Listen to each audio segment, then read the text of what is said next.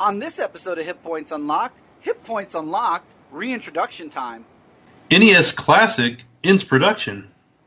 Halo Wars 2, no physical? The card game from Witcher becomes its own game. Legends of Zelda Breath of the Wild DLC announced. Resident Evil 7's DLC drops.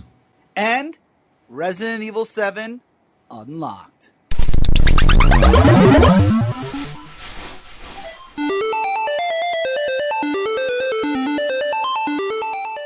And welcome to the very first episode of Hit Points Unlocked. I'm Brant. And I'm Chris. And you may be wondering, first episode, haven't they done this before? Unlocked? What is unlocked? Yeah, exactly. What do we unlock? Did we just get out of prison? No! No comment. We don't talk about that. But what stays in Guantanamo? No, I'm joking.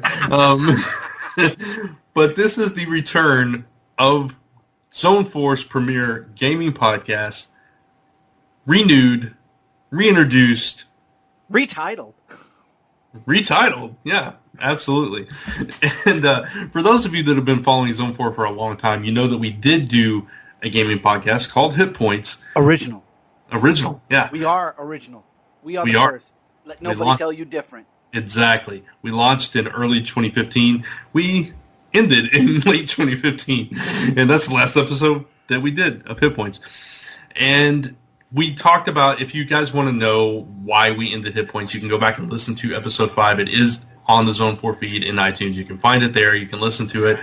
And that's that. That's volume 1, Hit Points, episodes 1 through 5. We are back, starting fresh, brand new. And do you want to talk about why, Chris, we are bringing this show back? Okay. Originally, as you guys know, I've been anybody who's been following my podcast, which is the Dark Avenger podcast, I talked about wanting to get back into doing more podcasting.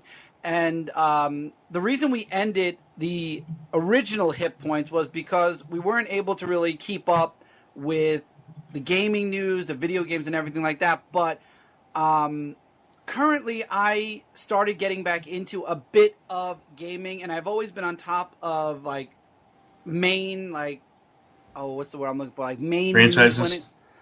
Franchises and big news that drops with games. So right. I had gone to Brant and I had mentioned that I wanted to start up my own podcast for gaming, since we kind of separated because Brant was very behind on a lot of games. I had gotten pretty behind on games for a while. So I was like, you know what? It's been a year. I've had time to catch up. I wanted to build on some more podcasts, so I wanted to do a gaming podcast, and we kind of did a back and forth like we always do. And then what happened was we decided, let's keep Hit Points and let's just retitle it to Hit Points Unlocked and go from there. Yeah, absolutely. And we'll explain what the unlock stands for later in the episode. So, basically what Chris said, I kind of got out of gaming for a bit, and then I kind of started slowly getting back into it, and I'm playing casually, but going forward with this show, which is not going to stick to a regular schedule. That's another thing. It's not a regular schedule. It's like the Chris and Brad show. Exactly. It's going to be when we have something to talk about, we'll do it. Sometimes it's going to be both of us. Sometimes it's just going to be Chris, and maybe sometimes it'll just be me. Who knows? But we are changing the format up a little bit too. We're not going to talk about new releases unless something big is dropping. Then we'll throw that into the topics. Right. That went out the window. We're throwing out the listing of games coming out. Absolutely. That was one of the more boring aspects of the original show, in our opinion. Mm-hmm. Don't know about you guys listening, but yeah, lists are not our friend. We learned through several podcasts and doing this for a number of years, so that's out. But we're still doing topics, and we're going to end with the unlock segment, and Chris can explain what that's all about. Okay, what the unlock segment is going to be is it's going to be the main topic of the podcast. It's going to be a topic, whether it be a video game, whether it be a first impression, a full video game, our thoughts on after, a review of the video game after playing it, a full topic discussion on a certain huge piece of news that drops. Basically, it's going to be the spotlight of the episode, and everything else around it is going to be more of this is the news, this is that, and then you get to the end of the show and here's the main topic, and it's unlocked. Absolutely. And now you may be wondering, if you were a follower of the original Hit Points, we did a couple of episodes called Hit Points Expansion Pack over on the Zone 4 YouTube channel. You may be wondering what that's all about. Where is that coming into all this? And I have an answer for that, because we are going to occasionally do those, and not just expansion pack, which for anybody that doesn't know, the expansion pack was basically, it's video only, and it's like the first one we did live commentary over Uncharted 4, Right. The first gameplay that was released. Right, the trailer. We talked about our thoughts on the trailer. Yeah, exactly. And the second one, I actually played a game, like from start to finish. It was a very short game. I don't remember the name. It was like Dr. Elaine Skov. It was a very long title. And I played the whole thing. It was that. Yeah, it was basically the people that made the Stanley Parable. They made another smaller game. Right. And you could finish it within 20, 30 minutes. So I played the entire game. So stuff like that, when it comes to us, when we're able to do stuff like that, we'll do that. But we're going to add a few other things in here, like Hit Points Tabletop, which you guys may remember was a segment from our Hall of Toys show. Hit Points were originally used in RPG tabletop games, so it kind of fits. So if we want to talk about a certain tabletop game or RPG game, we'll do one on that. We're going to do a Hit Points DLC and talk about certain DLCs and things like that. And anything else that comes up like that, we'll just toss a random episode in here, and it'll be called Hit Points whatever. Right. And now with the DLC, because we are going to talk about DLC in this main episode. Yes. When it comes to the DLC specific shows, that's literally us going in depth with DLC, Right. because DLC truly can't be an unlocked segment on the main show, because that's just an add-on to the game. An unlocked would have to be a full version of something, whether it be a video game or a huge piece of news. So we figured for unlocked, DLC kind of would fall out. So that's why we came up with Hit Points DLC, where we can spotlight the DLC and it wouldn't have to be such a humongous main topic for a main show. Yeah, and all these extras will typically be shorter than our main show. Oh, yes. They'll just, and they'll be singularly focused. There won't be news topics and all that. It'll be focused on one thing. Right. The main show is always going to be the culmination of news, rundown of video, not rundown of what's coming out, but games that we've played. It's basically a hodgepodge of everything, and then everything else is going to expand out of it. No pun intended for expansion pack. Absolutely. But I wanted to get back into this because at the end of 2016, I really decided that since I'm not doing a lot of main videos on, I am doing videos on YouTube. I'm still working on Frontline. I still have a couple of things I do on my channel and Brooklyn Boys. But I really wanted to start focusing on podcasting more. And I brought my podcast back. It's a Podcast, which is my comic podcast I started working on again. And I just said, you know what? Last year, especially towards the end, I really started delving into gaming again, posting casual gameplay on Frontline Gaming Zone, and just it's not like when we first started Hit Points. The main Hit Points, which is just Hit Points, when we started that, we were really deep into gaming. This time around with Hit Points Unlocked, I'm more of a casual gamer now, where I'll game when I can. It's not like I'm deep into it like I tried to be last time, where it was literally a struggle between time with comics, time with games, time with vlogging. This time around, it's like I have everything on a nice timetable and that's again why Hit Points isn't going to have we'll do it once a month. So this way, let's say, like for this episode, we're reintroducing the show. We'll talk about some news, and then we're going to talk about Resident Evil 7. Let's pretend huge news drops next week. I'll have another episode, either me and Brent or just myself. I'll do another episode of Hit Points Unlocked next week. And then let's pretend for the next 5 weeks, nothing drops. Everything's quiet. There's no new releases that I play. Basically, there's no Hit Points then. We don't do an episode until the next time we have something to talk about. And that's another thing that I'm working on for this year for myself, not just as, I'm sure Brant is doing the same thing when it comes to his podcast, except for Zone 4, which is scheduled once a month. But that's what we're doing for a Chris and Brant show, actually, Brant. Yes. We're looking to have something to talk about. Instead of having a rigid timetable, we're looking to have good content. And I think the casualness of the podcast is what's going to really help them go beyond episode 5. Yeah, exactly. Which is what happened with Volume 1 of Hit Points. And that's just it. We're looking to do, more with the time we have on a more casual note, so maybe we'll have more to discuss when we do shows like this. Absolutely. If I'm making any sense, because I'm losing myself, sort of. No, you're fine. It made perfect sense to me. I'm sure it did to our listeners as well. Okay. And one thing you can count on is, as with the original Hit Points, there will be an E3 episode. Oh, yes. But this time, we'll actually do it on time. Right. And again, guys, don't let anybody fool you. We are the original Hit Points, period. And that's why we're keeping the name. And that's why we keep it. Absolutely. And again, you can find those original 5 episodes in the Zone 4 feed. They're also in a playlist on youtube.com/comicfrontline. You can find them all there, as well as the 2 expansion pack episodes. Right. Because the original Hit Points was on 3 different YouTube channels. Yeah, it was. This time we're focusing on Frontline, YouTube, and then everything else is Zone 4 related. Absolutely. All right, so let's get into the actual topics of this episode of the show. Mm-hmm.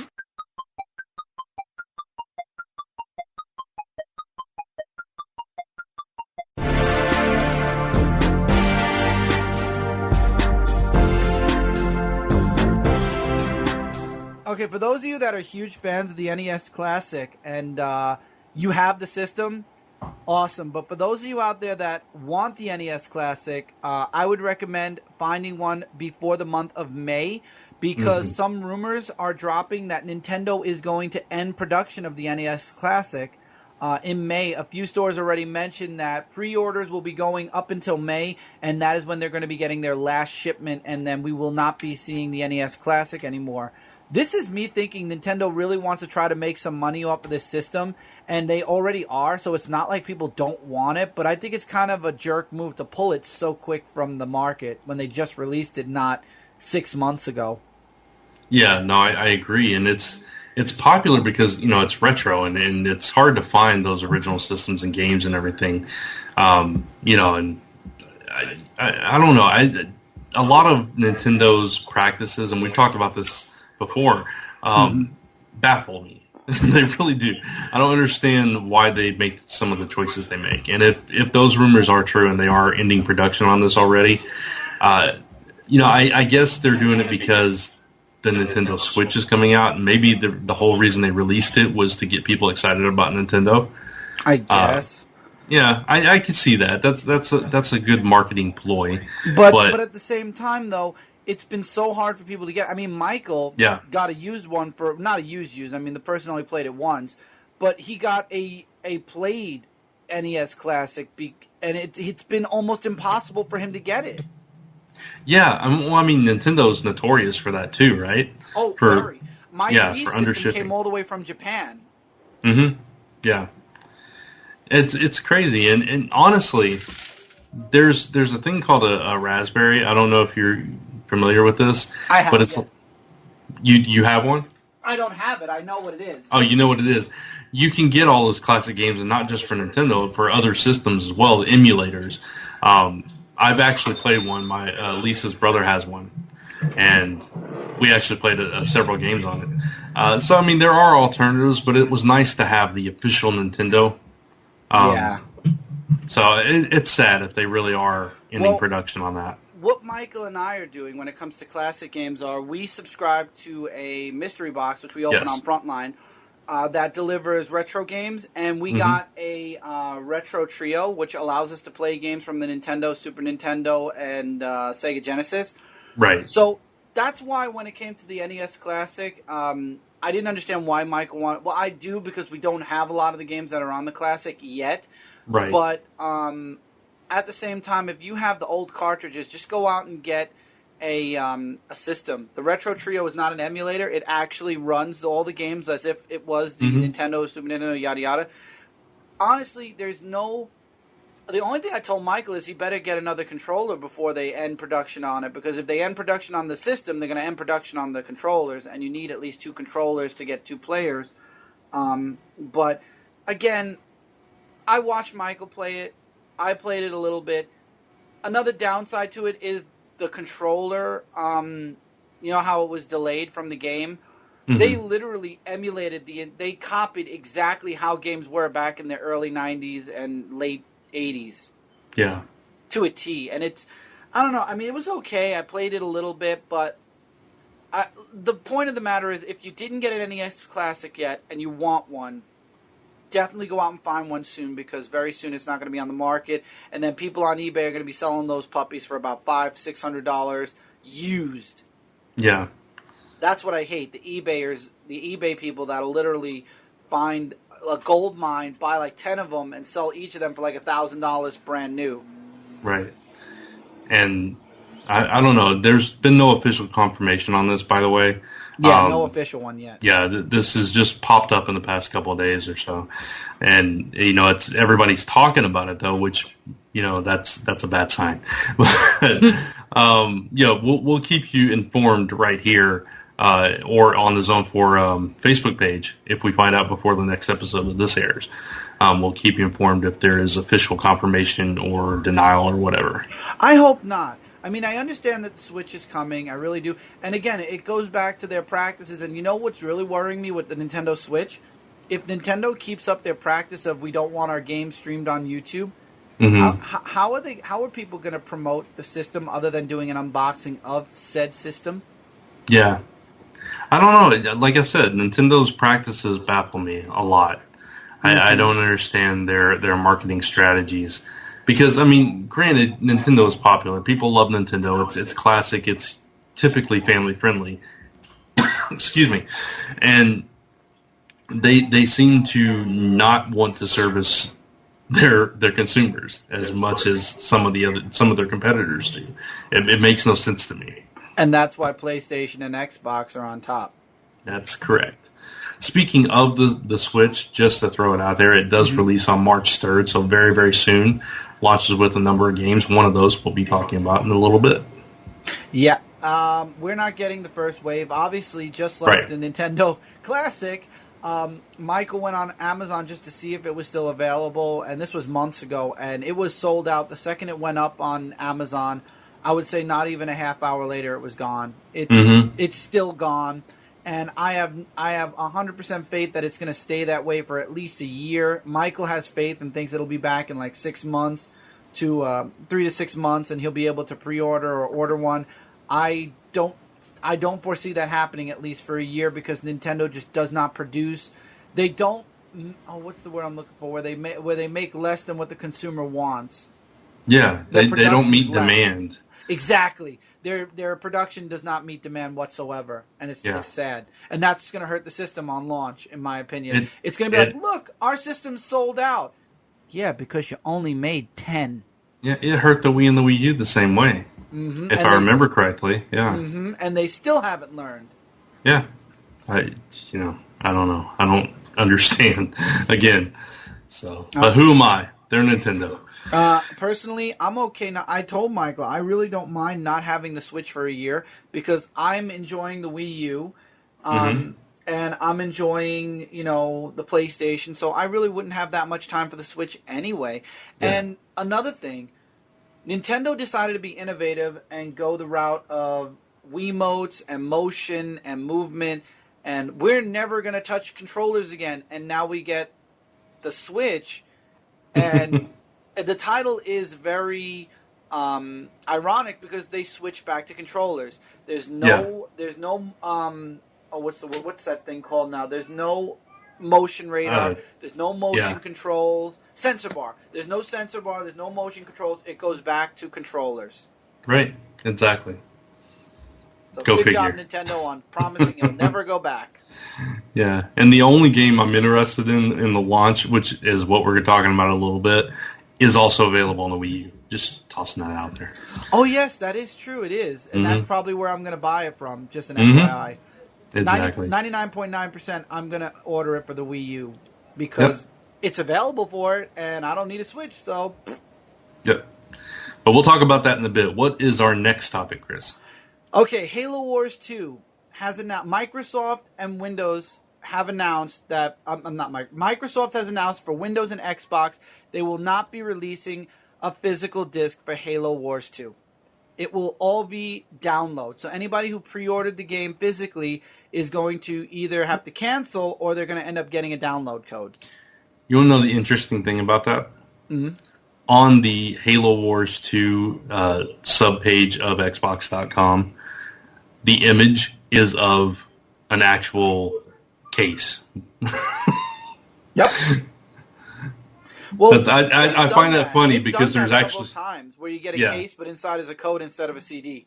Yeah, I just find that funny that there's a game case and there's no physical game. That's okay. See, this is what I was worried about, and we talked about this a year ago, is the fact that with the PlayStation, you only download a portion of the game. You don't download the entire game. You download a portion of it. You still need the CD in order to play it. With the Xbox, and why we got a PlayStation way before an Xbox One, was when you put the CD in the Xbox, it downloads the entire game onto your system, and you can only have, at base level, 4 games on your system at once, unless you get an external hard drive, and then, of course, you got terabytes of space, you'll be able to get more games. But I never liked the idea of you put the disc in once, you download the game, and then it's on your system forever until you delete it, and then if you want to play it again, you got to put the CD back in to download it. I've always liked the thought of you put the CD in, you play the game. You take the CD out, you put another CD in, you play the game. I never liked it. And what Microsoft is doing with Halo Wars 2 is I think they're testing the water to see, hey, let's see what happens if we don't make a physical release. What's going to happen? Yeah. The thing with Xbox, and this is what people have said since day one, as it grows, as it expands, that Xbox is a glorified computer. I mean, it's made by Microsoft. Yep. It makes sense. They're basically gearing you towards PC gaming, more or less, but with the controller and on your TV. And all their games cross over with people who have Windows 10. All the games on Windows 10 cross over with the Xbox, too. Yeah. So, I mean, I don't really have a problem with it just being downloadable. I get what you're saying with taking up space and being there forever. I have a problem with that as well. I prefer it saves a portion of it so it can save your place and everything. I like that, the way the PS4 does it and everything.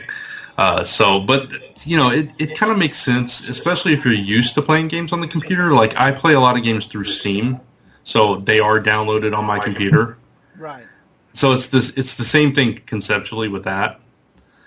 So I can see the pros and cons. Personally, I like the physical disc, though. And I wasn't going to get Halo Wars 2, and then I was thinking maybe I will. But now that I know there's not going to be a physical version of it, probably going to just 100% skip it. I like to have a physical disc. Because you know what happens if, let's say, somebody hacks into Microsoft, wipes their memories clean? Guess what? You lost your game. But if you have a physical copy, if you have a physical copy, you have proof definitively. Look, this is my disc. I'm putting it back in my system. You can download my progress again. Yeah. And I guess they'll combat that with saying, well, you'll have a receipt and so on and so forth. But I was just thinking that also. They'll say you have an Amazon receipt. You can prove you bought the game. Yeah, it's true. Yeah. Yeah. So, I mean, it's different. You know what I'm saying? It's different than what people are used to. Some people are going to love it. Some people are going to cling on to the old ways, and that's fine. It's what your preference is. I wish they would offer both options. I wish they would offer you a physical disc for those that like that prefer that method.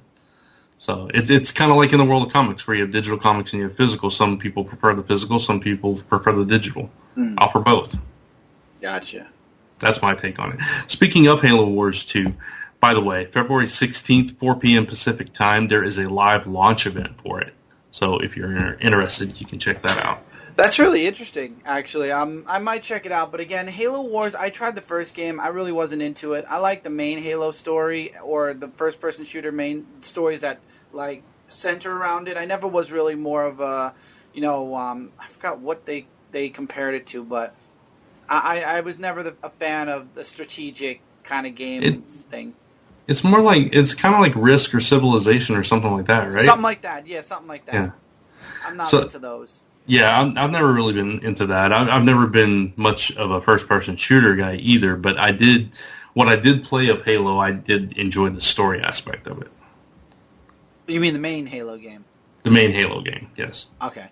Yeah, no, I just feel like this is Halo's way of saying, here's Halo Wars 2, and then we're going to be giving you Halo 6 soon. Hopefully they won't wait till the next Xbox system. I'd like to finish the trilogy before they, and hopefully it'll be a physical copy. I don't like that. I don't like that it's digital. I've always liked having a CD or a cartridge or what have you in my collection to show off that these are the games that I own. Not to have to say, hey, let's go on my Xbox system and I'll show you my library of games. But that's the way for the future. It's going to happen more and more, I think. And I think so also. I think DLCs were the first step, towards that. It was kind of a telltale sign. Okay, people were willing to download parts of the game or expansions to the game. Why not the whole game? And thus why Ubisoft has become nefarious for releasing a game and then on the same day releasing DLC for the game. Very true. But also a testament as to why things like Steam are so popular. Oh, yeah. Well, Steam is popular because it's a really great gaming. I think Valve did an excellent job with Steam. I'm pissed off at them because they owe me Half-Life 3, but they did an excellent job with Steam and allowing people who play on PC to play games that used to be only on the console. Yeah, I played almost the entire Batman Arkham franchise on Steam. There you go. So Steam is great, but at the same time, when it comes to Steam, like you said, it's a computer, so computer games 90% of the time do download to your computer. When it comes to a system, if I'm going to pay $300 plus for a system, I want to treat it the same way as I would any other gaming system, not as a, thank you, dog, for agreeing, not as a computer. Yeah, no, I agree with that. If you're going to play on a computer, just play on a computer. If you're going to shell out that money for that system, give me something physical. I completely agree with you on that. Yeah. That's us, though. That's our opinions. You're entitled to yours. We'd love to hear what people think about this. Yeah, I know a lot of people from both sides of the spectrum. Some people like, I know that my friend Ryan, he's 50-50. He gets physical games and he gets digital games. If you have PlayStation Plus, every month they give you a certain amount of games for free as long as you stay in PlayStation Plus. So looking at mine, I actually do have a few games that are digital only because I got them for being a PlayStation Plus member. I think I have... I forgot what that game was where you play as a hero, but you could pick which side you're on. Oh, man. I completely forgot the name of it. But I have that as a DLC game only. Yeah. On the Wii U, I think we purchased, we have Super Mario 3 on there. Wii? Yep. Totally digital. So, things like that. So. Yeah, it's true. That's right. Our that's another thing. You're right. Because we have the same stuff with our Wii U. We have the Legends of Zelda games. For being a Nintendo member, we got X amount of games for free, and then we also purchased a few. So yeah, you're right. I guess we do have some games that are digital, but those are retro games. I really don't count those. It's the newer games that I would count as. Gotcha. Well, the newer games are much larger and they take up more space. So yes, I understand that complaint. Yeah. The For Honor beta alone was 23 gigabytes of space, and that's a beta, and that's only a piece of the game. Could you imagine how much the whole game is? Yeah, no kidding. That's crazy. But actually, you actually have a game that you're looking forward to that's coming out soon that you actually signed up, speaking of beta, that you signed up for the beta for. Yeah, and as I would have it, it is an Xbox One PC game, and I signed up for the PC beta actually because of the type of game it is. I thought it would be better to play on a PC. I think so too. Yeah, absolutely. It's called Gwent, and this is the card game. If you've ever played The Witcher, this is the card game that you can play within the game. Like sometimes if he's at the bar, or whatever they call it. There's somebody playing there, and you can sit down and play a game with him. It's very similar to some of the Final Fantasy games. There's a card game within that you could play. So it's kind of like a little side game within the game. But it's breaking out into its very own card game. Yeah, my older brother tried playing that game, and he said he was getting frustrated with it because he couldn't beat it. Yeah, I couldn't either. I lost every time. But it's a pretty simple turn-based game. It's like any card game. You take your turn, they take their turn, and you have a field of cards, and some are more powerful than others. It's a neat little game that doesn't take a whole lot of learning to get it down. So I thought, Lisa and I both signed up for the beta. We haven't gotten accepted into it yet, but hopefully we do. And if we do, I'll talk about it on a future episode of Hit Points. But I'm looking forward to it. I want to try it out. Yeah, I have to play Witcher still, so I have no clue about the game. Yeah. And so now we're going to talk about what we've alluded to a couple times throughout this podcast, which is one of the Nintendo Switch releases, Legends of Zelda Breath of the Wild. They have announced their DLC. Chris, what are the deets? Well, first they had mentioned that there was going to be an expansion pass for people who bought the game day of release, which is March 3rd, and there is an expansion pass. But then they also mentioned there are going to be 2 DLC packs, just like with all their Nintendo games. Of course, now that they're coming into the new gen consoles, they're going to be doing that. If you buy the game with the expansion pass, you will get 3 new treasure chests. You will have found, it says found, the 3 treasure chests which are found in the Great Plateau. It contains useful items, and it includes exclusive in-game clothing. So basically, the expansion pass is giving you a couple of things. The chests are going to be in the Great Plateau, and they're going to have some useful items. If it was useless, you wouldn't want it, and some clothes. Yeah. So, and then DLC Pack 1 is coming out summer of this year, correct? Yep, this summer, and it's going to have, it adds new Cave of Trials challenge, a new hard mode, so they're going to add hard mode, and additional map feature. What that means? Yeah, that's weird that the hard mode is a DLC as opposed to being part of the base game. That's odd to me, but okay.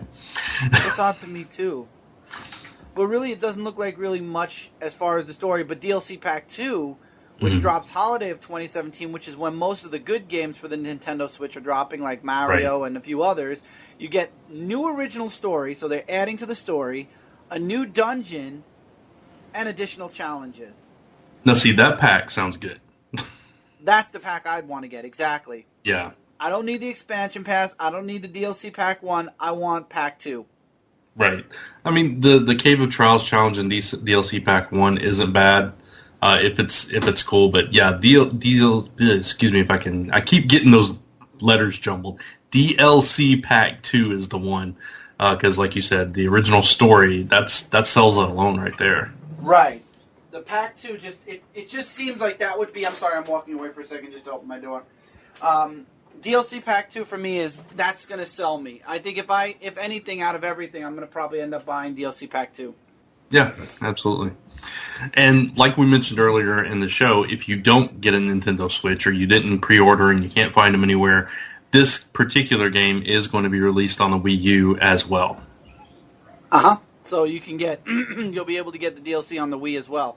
Honestly, I'm going to probably get this on the Wii U. I'm not waiting for the Switch. I've wanted to play a new Zelda game for a while. I don't need the Switch for it. The quality of the game looks almost identical, so I'm probably going to get it for the Wii U. Yeah, I'd say that we probably would too, because we didn't pre-order the Switch, and like you said, they're sold out everywhere. So, I'm not going to wait for that. I love Zelda. Like, that's one of my favorite franchises, along with, Metal Gear and some others. That is definitely one of my favorites. So I don't think I want to wait. I'm glad, though, that they did make it available on the Wii U as well. Exactly. So at least you can enjoy the last Zelda game before they close off the Wii U completely. But Exactly. in less than 2 years, they're going to close off the internet on the Wii U to force people to get the Switch. Oh, of course. That's inevitable. Oh, yeah. They did that with the Wii, and that pissed a lot of people off. Yep. That's Nintendo. And that's why we love them so much. Yeah. But speaking of DLCs, there is one dropping for Resident Evil 7 as well. Yeah, actually, and I'm actually surprised they did this. Resident Evil dropped both their DLCs early. The DLCs are you could pay $30 for a season pass, or you could pay individual prices for both DLCs.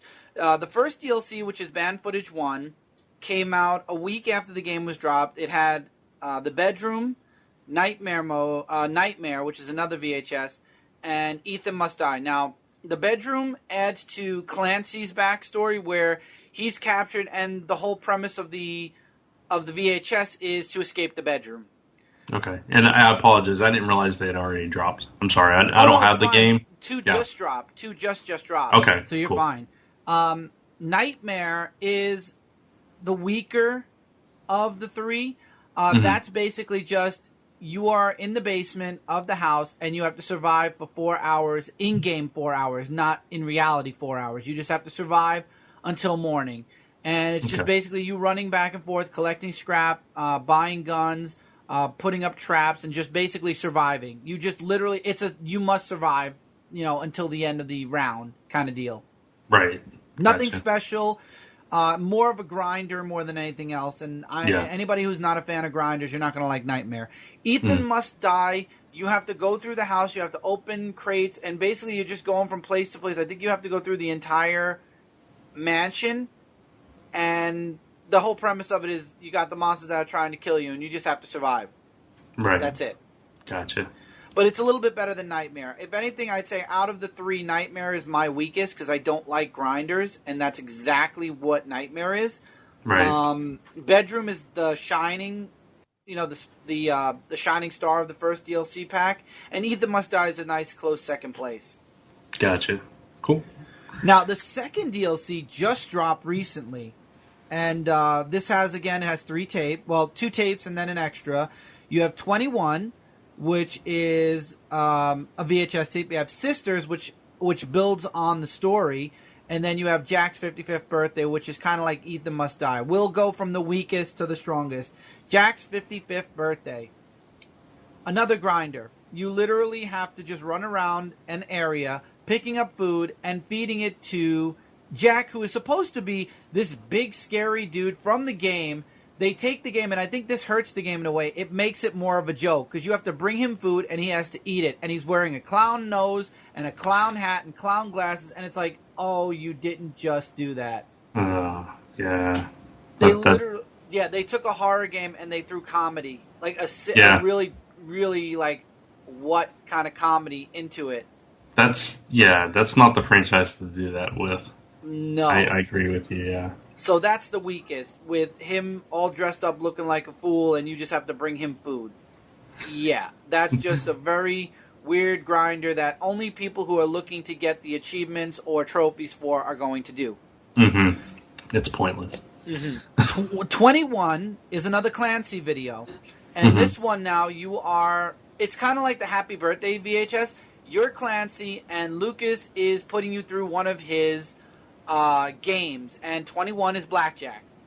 So you sit there playing against somebody else in blackjack, and the loser ends up getting shocked, losing a finger, being killed in the end. So basically you're playing blackjack, but blackjack for your life. That one I actually like because I like blackjack. So yes, that's why that one gets second place. That's a really cool. It's better than a grinder. I will say that. Jack's 55th birthday is definitely the grinder game for this 3-pack, so to speak. Right. So I like 21. I think it's cool. I like that they keep adding to Clancy's backstory, and Lucas is really tortured.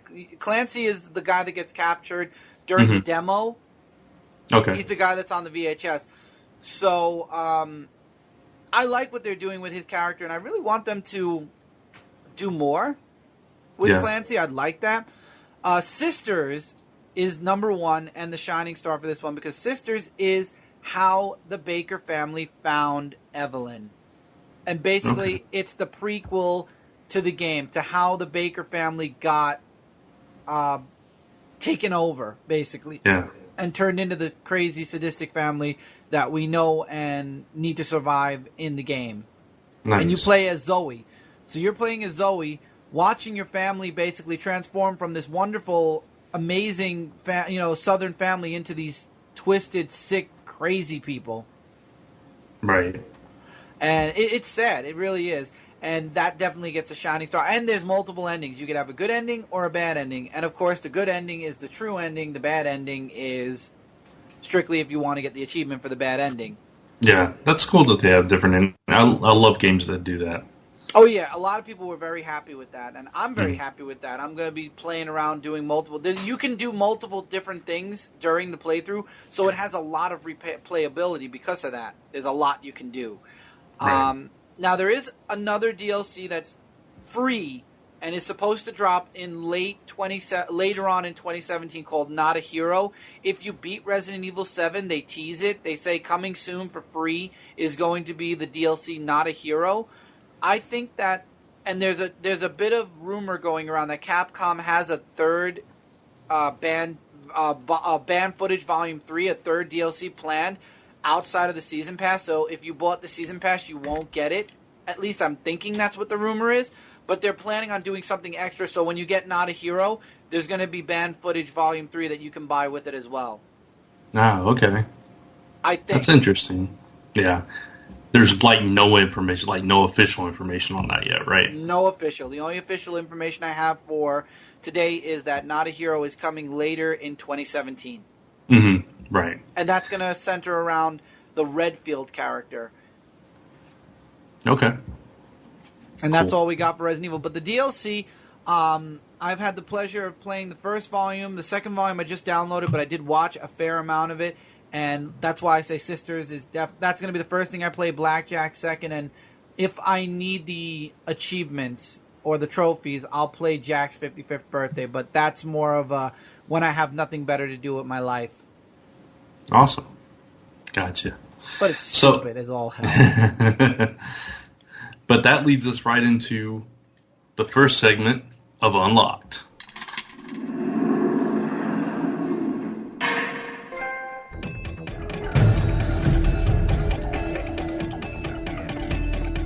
Resident Evil 7 Unlocked. There you go. All right. All right, so Resident Evil 7, that dropped at the, was it the end of January? Yeah, towards the end of January. I think so, yeah. And we are now in the middle-ish of February, so the game's been out for about a month, and people are playing it like crazy. There are people who are trying to, believe it or not, Brant, and I didn't know this, there are people that actually have a world record website for Resident Evil games, and people keep trying to beat world records. I believe the world record for beating Resident Evil 7 on Nightmare difficulty is 2.5 hours. Oh, wow. Maybe 2 hours. Maybe 2 hours. I'm sorry. Maybe 2 hours or an hour and change. But, and when I say change, I mean closer to almost 2 hours. But people have been playing speed runs of it. People have been playing it, to get all the achievements. People have been playing it because every mode gives you something new. I've played the whole game, and I'm gonna start streaming it next. Anybody who wants to get Resident Evil 7, my first number one thing to tell you to do is download the demo and get the dirty coin, because that adds to the game. I actually made the mistake of downloading the demo, getting the dirty coin, and then deleting the demo without playing the game first. And I didn't get the dirty coin because I didn't have the background, so I had to go back into the demo, play the whole thing over again, and then get the coin again. Wow. Leave the demo on your PlayStation until you start the game, and hell, even keep it until you beat the game at least once. Yeah. It doesn't take up that much room. The demo's like a gigabyte. Right. I looked it up just to confirm for you. The current record is 94 minutes. Wow. So even less than 2 hours. Yeah. That's crazy. Well, honestly, after you play the game once, you'll see there's a really quick pattern to it. Like, your memory of the game will feel like only about an hour. Gotcha. I really enjoy... Now, I didn't play it in VR yet.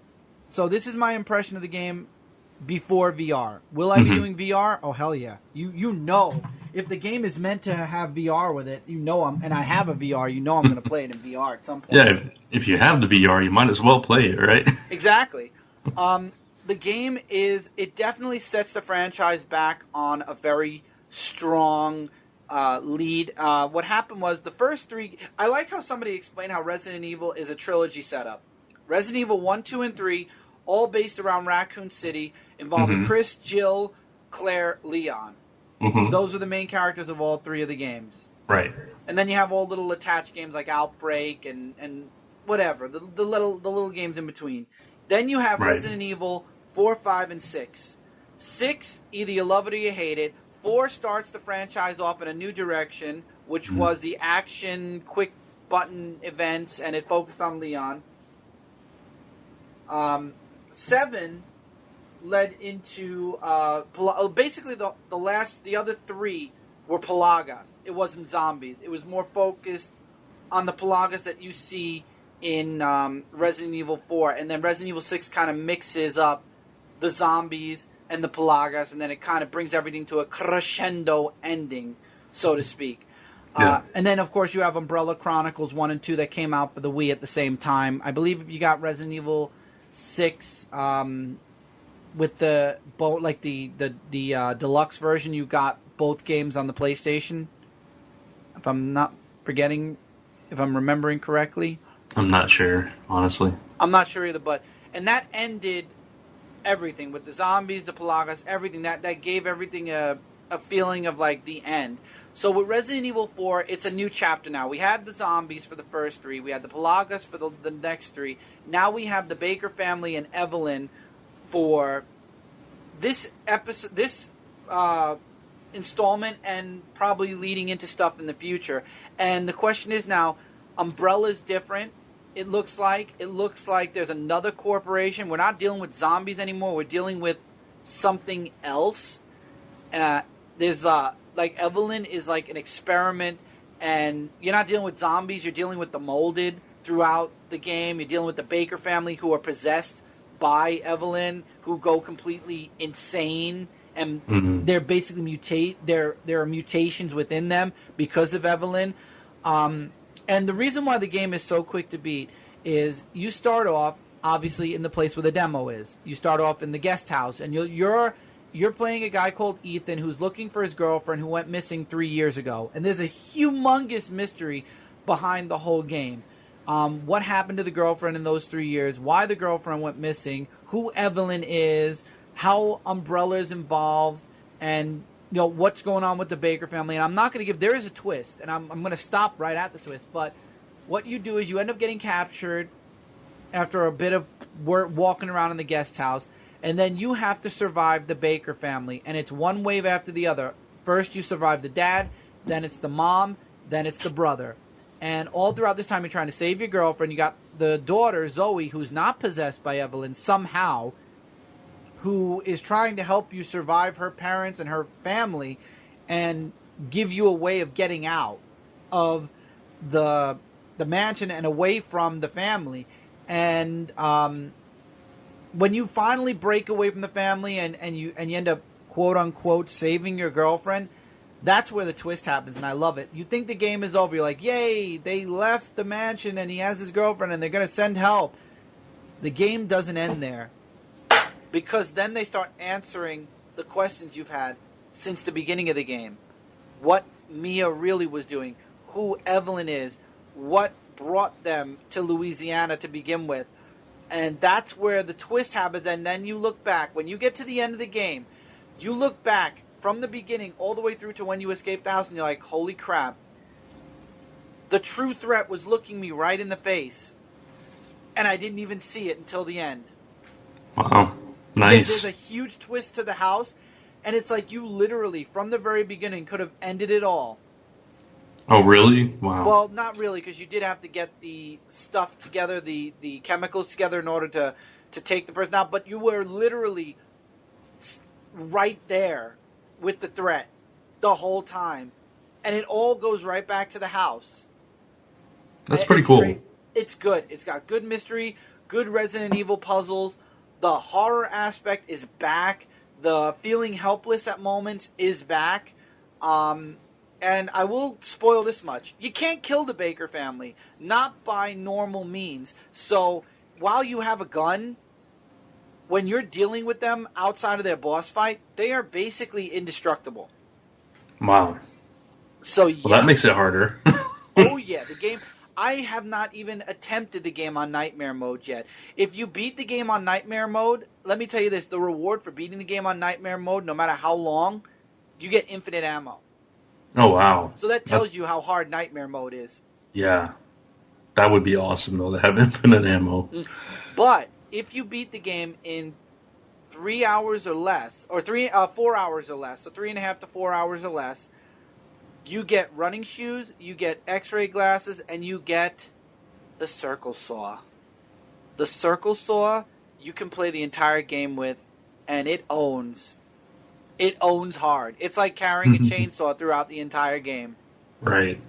That's cool. if you're gonna attempt nightmare mode, my recommendation, and that's what I'm doing, is do the game on a speed run on easy to get the circle saw, and then go and attack nightmare mode, because at least you'll have infinite ammo with the circle saw. Right, exactly. That's cool. The only detraction for me is that it is a first-person shooter now. I think it's only...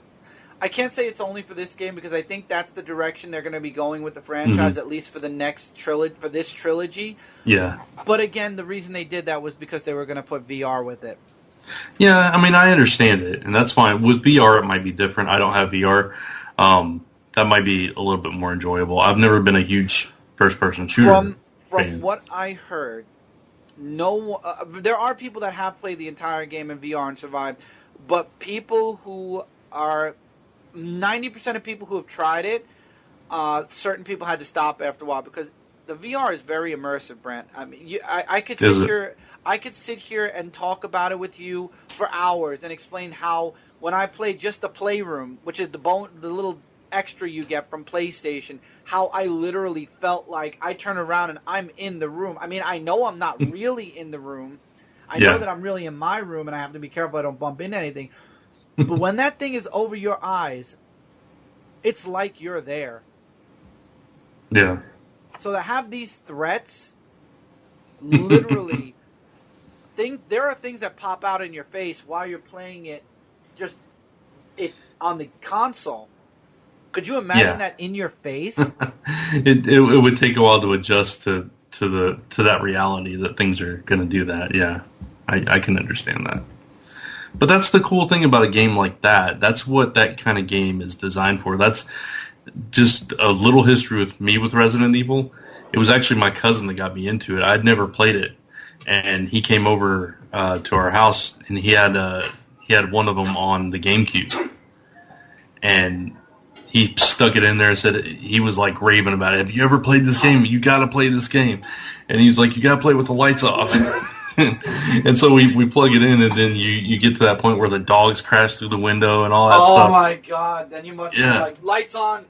Yeah, it was crazy because it's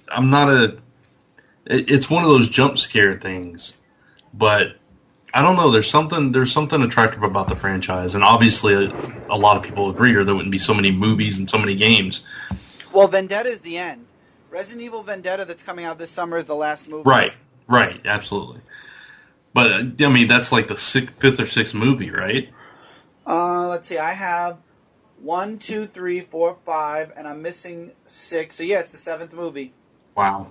Because I have Retaliation as my last one, or is it Retribution? I don't know. Maybe Retribution. I haven't seen the latest one. I've seen all of them up to that one. I have the first 3 in a DVD collection. I think the 4th one came out at that exact time, so I got that, and then I got how many movies? I mean, if you Google it, you'll find out. But I have 5. Okay. First 3 in a set, and the 2 that followed that set. Gotcha. And you've obviously played more of the games than I have. I've played played them all. I played every single one, except for the Outbreak one. The ones that are hard to come by that were outside of the main Number franchise, other than Umbrella Chronicles and the very first Outbreak one, yeah, I haven't been able to catch up. I haven't been able to find those bonus games. Gotcha. I've played the first 3, and then I have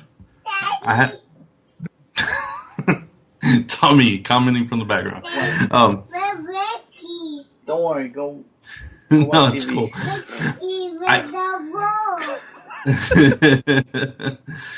I have a 3-pack of some of those side games. Like I think Codename Veronica's in it, and a couple of others. And I have played Outbreak might be in it as well. And I haven't finished them, but I've sampled all 3 of them, but I've never finished them. I got stuck on one of them. I can't remember which one it is, but it's like I'm in some community, and like there's this guy with a sack over his head and a chainsaw. Oh yeah. I remember him. That was a pain in the ass to beat him. I got stuck on that. I never got past him, and I just gave up. Headshots, man, headshots. Yeah, I tried. He got to me before I could get to him, I guess. So, just never got it down. So obviously you have a little bit more experience with the franchise than I do, but I have seen a lot of the movies and I've played a lot of the games, so I'm a fan of the franchise. I'll put it like that. There are 6 movies, so you have all but the last one. Oh, okay, so I have them 3, 4, 5. I need to get the 6th one is the one that's coming out, or the 7th one is the one that's coming out. Unless there's another one, maybe there was one that came out last year. That's the final chapter. That's the name of the movie? Yeah. Okay, Let's no, see. I don't have that. Looks like it might be in theaters now. Yeah, it came out. Okay. Resident Evil: The Final Chapter actually came out in January of this year. All right, so it's out now. Yeah, it's out now. So Retribution was the one right before that. Right, so I have all of the current out on DVD movie ones except for the latest one. Okay, so I've seen all of them except for the latest one as well. Okay. The newest one, you mean, the January one? Right, exactly. So we've both seen them all except the one that's out now. Okay. I was thinking there was one more that I hadn't seen that came out like last year or something, but I was wrong. There are 2 CGI movies. I only have the first of the 2. Right. I think the second one connects a little bit more to Resident Evil 6. I think I've only seen the first one as well. Yeah, I've only seen the first one. Yeah. So we've seen exactly the same amount of the movies. That's cool. Mm-hmm. But no, I've always loved the franchise, and I'll follow wherever Resident Evil 8 goes if they choose to go Resident Evil 8. I mean, they leave a lot open, and I think there were enough hints dropped. I mean, one of the characters doesn't die, so it leaves that open. Umbrella leaves that open. There's a lot of open doors, and the way they end the game, yeah, there's definitely room for more. Yeah. They're always going to build that in to where they can expand on it if they want to. Exactly. Obviously, it keeps reinventing itself. Exactly. Yeah, I truly think there's going to be an 8 and there'll be a 9, and there'll be something in between it, or there'll be now we have DLC, so there won't be something in between it. There'll just be DLC like out the wazoo. That's all. Yeah, exactly. I mean, there was Umbrella Chronicle. Not Umbrella. I'm sorry. I don't know. There was before this game came out, they tried a straight to download game from Xbox and PlayStation. It was where you play as Umbrella agents and you have to survive zombies, and it was a team versus team kind of game, and it stunk. It's like $5 now, and people are saying even that's a ripoff. Yeah. So I'm just glad they continue the franchise now, because there were a lot of hiccups from 6 to Operation Raccoon City to a few other games that they tried to release. It's nice to know that they finally got their footing again with Resident Evil 7, and people are still like mass playing that game daily. Yeah, there were a bunch. I'm looking through it just to see, and there were obviously there was like Code Veronica and stuff like that. There was Gaiden, there was Zero, there was Dead Aim, Outbreak, Umbrella Chronicles, Dark Side Chronicles, Mercenaries, Revelations. Revelations 2, Biohazard is Resident Evil 7. So a lot, like you said. Revelation and Revelations 2 were pretty good also. I enjoyed Revelations 2. I think I just got Revelations 2. I need Revelations 1. I thought we had Revelations 1, and it kind of goes with when we bought Resident Evil 7. I didn't know we didn't have 6, so now we got to go back and get Revelations 1 also. Maybe I did get it and I got it for the Wii U. I got to go through my Wii U games again and see, because I think we did get it for the Wii U just because of the gamepad purposes. I'm going to have to go back and look to make triple sure. But, yeah, Resident Evil made a bunch of games. Revelations kind of went over pretty good, though. Yeah. And just to toss us in there, just because we're going unlocked and we're talking everything, Capcom actually did 3 animated films in addition to the 2 CGI. Which I didn't know about that. I didn't know about that. Yeah, I didn't know there were 3 animated. It's Resident Evil Degeneration, Damnation, and Vendetta. Wait. Oh, so that's what they were saying about. They said in the summer Vendetta was going to be the last one. Yeah, that's the last CGI one. I'm sorry, that's the 3rd CGI one. The let's see, what were the animated ones called? I can't. I don't know. Degeneration. I need Damnation, and I need Vendetta, which is supposed to come out this year sometime. Yeah. Right. Degeneration was the one with Claire and Leon. Damnation was Chris and Leon, and Vendetta I didn't hear anything about yet. It is. Let's see. It doesn't really have any. Oh, it's got Chris, Leon, and Rebecca. Okay. So I can't find what the 3 animated ones were called. That's weird. And there were also a bunch of novels. That I know. The novels I know about. That tried to build on Umbrella, the characters, behind the scenes more. Mm-hmm. The Birkins from Resident Evil 2. Yeah. Yeah, Resident Evil has a very strong following. That's why people were very mad with Resident Evil 6, because it really either you liked it or you hated it. Me, I have to play it still, but a lot of people were not fans of where that went. Yeah. One person who's a very he plays like all the Resident Evil games on YouTube, refuses to play Resident Evil 6 unless somebody donates. He said, if people donate $1,000 for me to play it, maybe I'll play it. But otherwise, that game is crap and I'll never play it. Wow.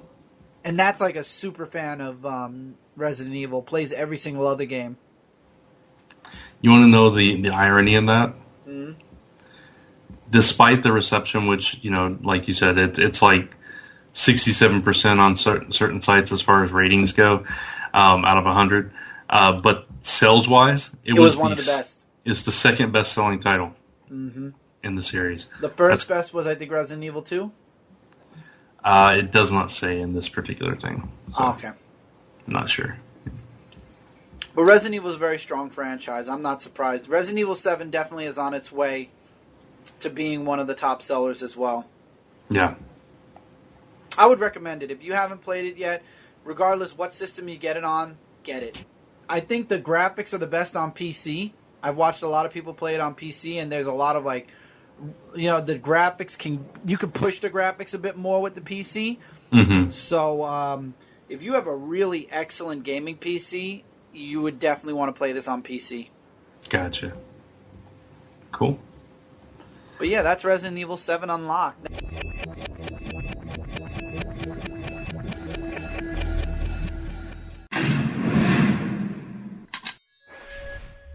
Now, before I close out the whole show, I do want to mention that I got For Honor. I got it yesterday. It was released.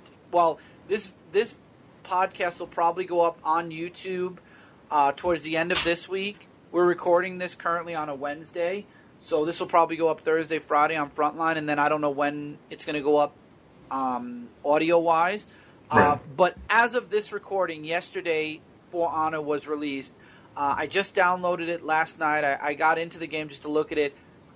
And I already said this at the beginning of the podcast. When Ubisoft saw that, when DLC became popular, any Ubisoft game or Ubisoft game that's released, immediately. I opened up the For Honor. Originally, I had pre-ordered it with the Season Pass because I wanted to have all the stuff. And then I said, you know what? I'm going to shrink the game, and I'm going to get more games instead. So I got the base game for Honor. I got, I pre-ordered Ghost Recon, which comes out next month. And then I also pre-ordered Sniper Ghost Warrior, which comes out the month after that. And I think there's a game that's coming out in May. I do not remember off the top of my head. It will be on my games wish list that I was considering. So there's another game in May. And then Michael has Sonic coming out in June. There's a remake of Sonic or something coming out, and he got the collector's edition version of it.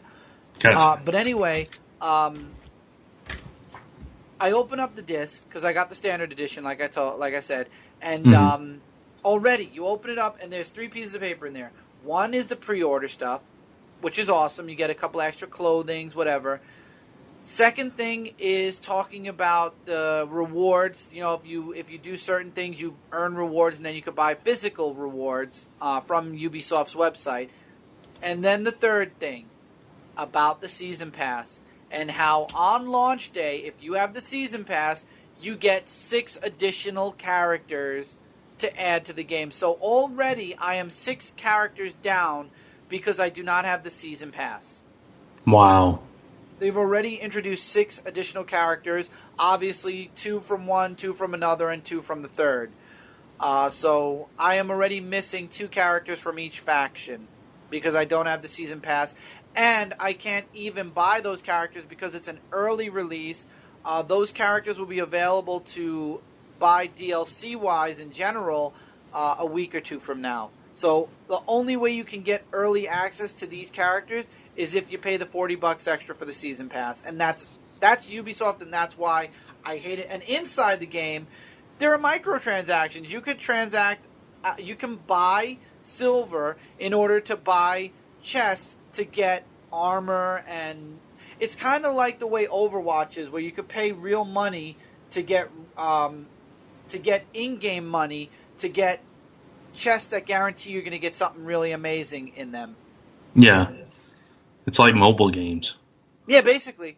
And that's Ubisoft, and that's why originally, I'm not going to lie, when I lowered the game, the next step I was going to do was to cancel it for a time and let it play out for a little while. But when I went to cancel the game, it had already shipped.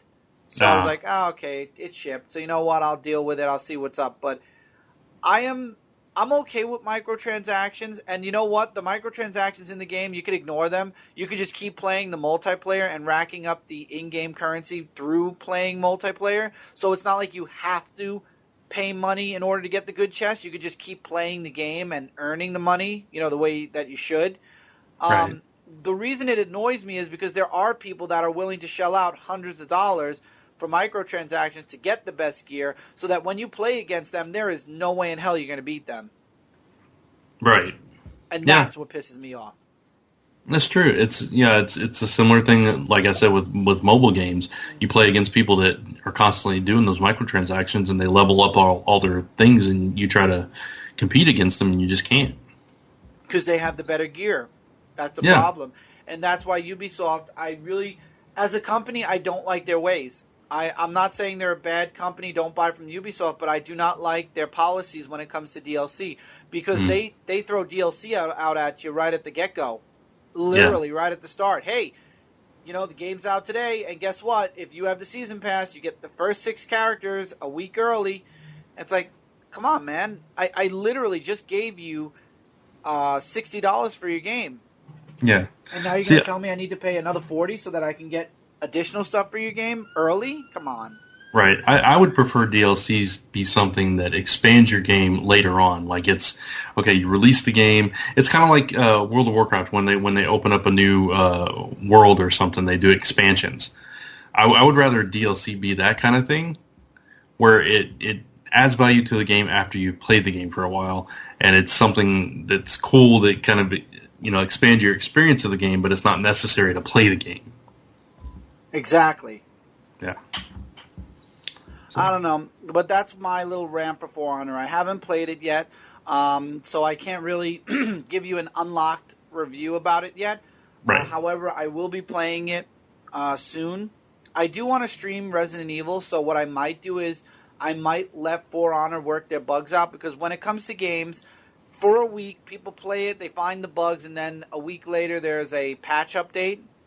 And then usually all the bad bugs are worked out, and the game plays a lot smoother. So for the week that the game is out, I might go into Resident Evil, stream Resident Evil, and then by the time I finish streaming Resident Evil, the the game should have its patch ready by then. Yeah. And I'll be able to play that without worrying about so many bugs. But I am excited because For Honor does have a story mode to it that we didn't get to see in the beta or the alpha. So I'm really well, Tommy's learning how to scream now, for those of you that are interested in knowing. And scream he does. Mm-hmm. But sore throat he doesn't. I don't understand that. If I scream like that just once, I'm done. I'm laryngitis for a week. Him, he does it once a day and it's like nothing. Yeah. To be young again. But anyway, I'm glad that they added the story mode to it, and I'm really looking forward to attacking that more than the multiplayer at this point, because I already know that I'm going to be outgunned when it comes to gear because of the microtransactions. Mm-hmm. This is a game that you've been telling me about for a while, and you're like, it's funny when you... I loved it. I love the beta and I love the alpha. Yeah, I want to cut you to the quick so people understand what you're talking about before you say it. I've been telling Brent to buy it because I've been loving it, and Ubisoft didn't mention the microtransactions. Ubisoft didn't mention a lot of stuff that was going to come when the game was released. If the game was released without any DLC mentioned automatically or any microtransactions right away, this game would have been the game I recommended Brant 100% because I loved it. The multiplayer was amazing. The gameplay, I have some on Frontline Gaming Zone. You could go check it out from the alpha testing. It was amazing. Cool. Yeah, it's funny because when you first told me the name of it, my mind immediately went to something like Call of Duty. Something like that. Because of the name, For Honor, it just sounded like that kind of game, and it immediately turned me off because I'm not a fan of those kinds of games. Mm-hmm. And I didn't even check it out. It was like you kept telling me the name of it, and you're like, you got to check this game out, you got to buy this game, and I'm like, yeah, whatever. And then finally, you convinced me to look at it. And I looked at it, and I realized what kind of game it is. And I'm a big, fantasy, medieval, sword and sorcery, that kind of game, hack and slash kind of game, and that's kind of what it is. Mm-hmm. And it's a Viking samurai knight. Yeah. So when I saw it, I was like, okay, now I understand why he was telling me about this because this is right up my alley. Yeah, I never told you about a Call of Duty game. Yeah, it's true. So yeah, I'm definitely gonna have to. I'm gonna have to pick it up at some point. I missed it on release, obviously, but it's definitely something that I'm interested in as well. So I'm looking forward to when you actually do play it, and you can tell me if I really should buy it now. Yeah, because now I'm on the fence. I wanted it. Yeah. I played the beta and alpha, and I loved it. I'm like, yes. And now I'm looking at all the extra stuff Ubisoft, the extra BS that Ubisoft is throwing my way, and it's like, Mm-hmm. Now I'm not sure anymore. Yeah, so time will tell on that one. Mm-hmm. And we will tell you on this podcast at some point in the future. Oh, yes, definitely. As soon as I want to be able to beat the story before I actually start talking about it on the podcast. So maybe next episode, maybe the episode after next, because I think next episode I'll probably have, there's a ton of other games that I still want to play and unlock on the podcast. So yeah.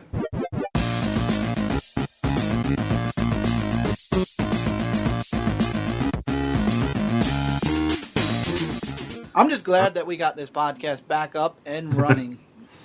Absolutely. We unlocked it from the vault. Exactly. See, we're just playing on that word all over the place. But Uncensored.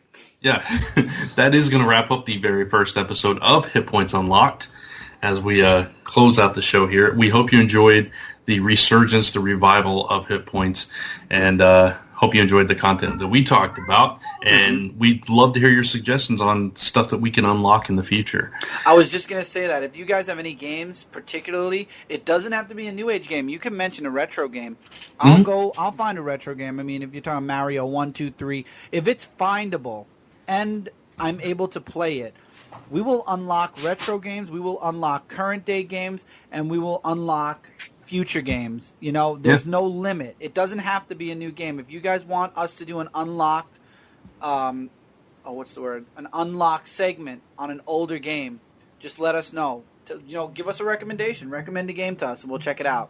Yeah, and you can do so by letting us know either in the comments or by emailing us at zone4podcast@gmail.com. Make sure in the title you put Hit Points Unlocked recommendation. Yes. Absolutely. Or just, make sure we know it's for Hit Points Unlocked because we do have several shows. And speaking of which, if you'd like to find out what other shows that we have, you can go to zone4podcast.com or you can check out youtube.com/comicfrontline where most of our shows are. Mm-hmm. And I have my personal podcast right now on my channel, which I believe, is it listed on the Facebook for Zone 4? I'm not sure. Well, it's only, as we're recording this, only episode 2 is up at this point. So if it isn't by, I'm sure, episode 3, all 3 will be up on the Facebook somewhere. Yes. So my personal one is on my channel, which is youtube.com/DarkAvengerC86. All the other podcasts that you listen to from me, Brant, or our group go up on Comic Frontline. That's correct.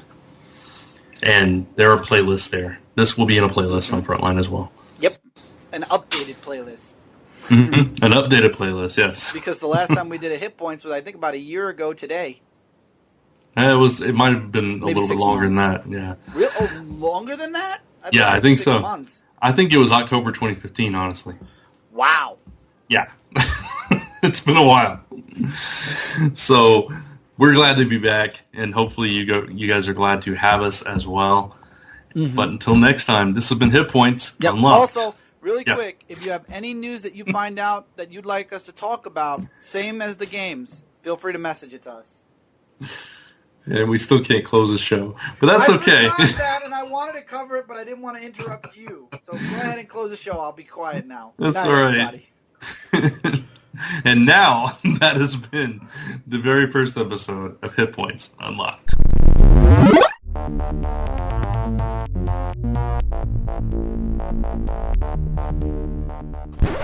This has been a Gonzo Goose production.